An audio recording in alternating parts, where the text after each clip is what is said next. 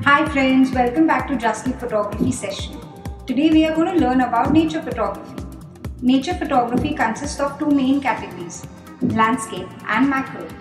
If you are an avid traveler, then you sure will love nature and you would want to keep the memories of your travel alive. You can try out different angles such as lying low on the ground or a bug's eye view by climbing on an elevation.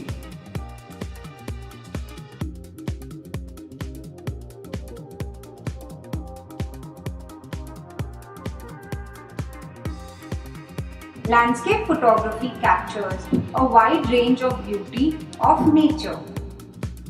To begin with landscape photography, always decide the spot where you have to photograph.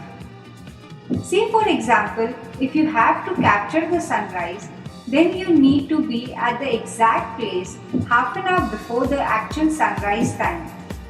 This will save on to your time to set the tripod, decide the framing, set the exposure and all the other minute details.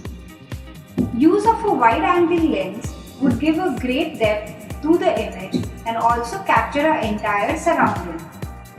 Keep your aperture between f16 and f22. Macro photography is close-up photography, usually of very small subjects. Classically, a macro photograph is one in which the size of the subject on the negative is greater than life size. For macro photography, we need to make use of macro lenses like 50mm or 100mm and so on.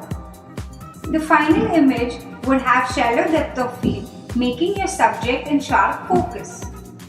You may also go more close to the subject by using your macro lens along with an extension tube.